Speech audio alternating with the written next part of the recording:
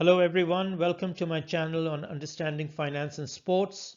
My name is Faisal Hasnain and today's topic is how an international federation chooses a host for a major sports event. Let's get started. So let's start by defining what a major sports event is. It involves a large number of countries, players and spectators. It may also involve a number of different venues and lots of investment in terms of planning, time and money. It will also attract lots of money. Let's look at some examples. The Summer and Winter Olympics, FIFA World Cup, the Rugby World Cup, the ICC Cricket World Cup and the Commonwealth Games are all examples of very large major sporting events. These are held once every 4 years. Wimbledon tennis is a regular event. It's a large event. It's a major event that is held once a year. And the Formula One Grand Prix and the European Tour are also examples of major events that are held in different venues every year and are therefore in a way recurring events. Let's look at who the main stakeholders are when someone is organizing a major sports event. For a start, you've got the event owner. In our case, we are taking the example of an international governing body such as IOC or FIFA who own the event such as the Summer and Winter Olympics and the FIFA World Cup.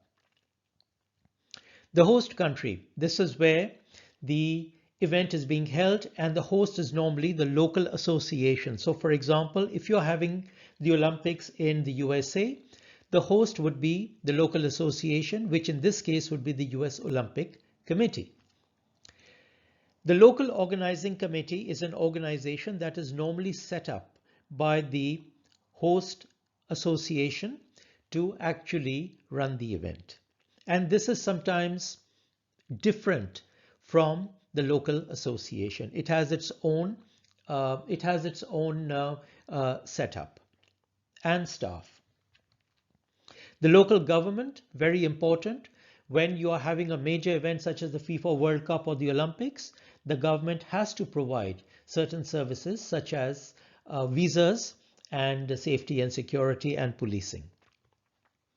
And then, of course, among the stakeholders, you've got the TV broadcasters and the event sponsors who have pumped in such a lot of money into that particular event, and they also have a say in certain aspects of how that event is held. But for choosing the host city for a major event, we are looking at it from the point of view of the international governing body. So from the point of view of the IOC or FIFA, and in this particular case, I'm choosing FIFA as a base. A couple of notes about holding and hosting a major sports event. Holding and hosting a major international sports event is a serious responsibility.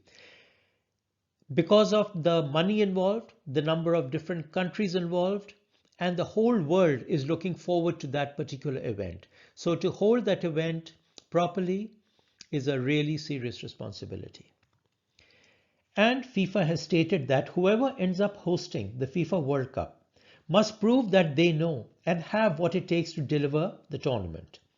Not only that, they must also formally commit to conducting their activities based on sustainable event management principles and to respecting international human rights and labor standards according to the United Nations guiding principles.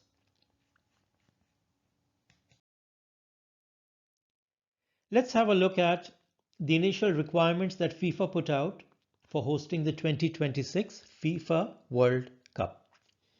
It was under 5 different headings: hosting vision and strategy, which required the host to state what their vision and strategy is for hosting the event, the legacy that the event will leave behind in terms of infrastructure for the good of the country, and the political support that the event will receive in that country. The second main heading was host country information, where they required all sorts of information regarding the country in terms of the economy, political information and other general information. Technical matters, the state of the stadiums, obviously very important. That's where the matches will be played. So the stadiums have got to be of absolute top quality. Teams and referee facilities, where they'll stay, the accommodation. Airports, there has to be arrangements made for smooth travel in and out. Transportation, because people will be moving from venue to venue, as will the players and administrators. IT&T and IBC, this is Information Technology and Telecommunications and International Broadcast Center. Very important. Obviously, the games will be beamed live all over the world, and therefore the broadcast facilities have got to be absolutely top-notch. Safety and security, very important. Spectators, there'll be thousands of people visiting the country apart from the players, and therefore there has to be arrangements made for the safety and security of everyone. The other heading, fourth heading, other event related matters. This includes things such as the FIFA Fan Fest. These are open air parks with big screens where spectators can come in for free and enjoy the games on the big screen. And there's entertainment and music there as well, and probably things to eat. It creates a carnival sort of an atmosphere, which is excellent. The volunteer program, health and medical facilities that will be on standby, and obviously the expenditure budget and the ticket revenues, finance information that FIFA needs to be, FIFA would like to look at. And then sustainable event management, which you just mentioned. This really means that the host should incorporate socially and environmentally responsible decision making into the planning, organization, and implementation and delivery of the event. Let's move on. Again, using the 2026 World Cup as a base, FIFA outlined right at the start the process that they will follow for appointing the host. So the process started in October 2016, where the FIFA Council approved the general principles governing the process for the selection of the 2026 FIFA World Cup host. In January 2017, the FIFA Council unanimously decided on the expansion of the FIFA World Cup to 48 teams. And in May 2017, FIFA Council would have approved the bidding process. And in August 17, that was the deadline set for member countries to express their interest in hosting the event. And then FIFA would dispatch the bidding registration documents. And then the countries on the 15th of October 2017 were required to submit the completed bidding registration documents to FIFA. And then FIFA would dispatch in October more documents to the interested countries. November 2016 was the deadline for the submission of the completed bidding agreements to FIFA. And on 16th of March 2018, it was planned that the countries that are interested in hosting would submit their bids to FIFA. By June 2018, those bids would be shortlisted, and it was planned that on 13th of June 2018, the FIFA Congress would decide who the hosts would be. And then they also had a process in case they were unable to decide the hosts.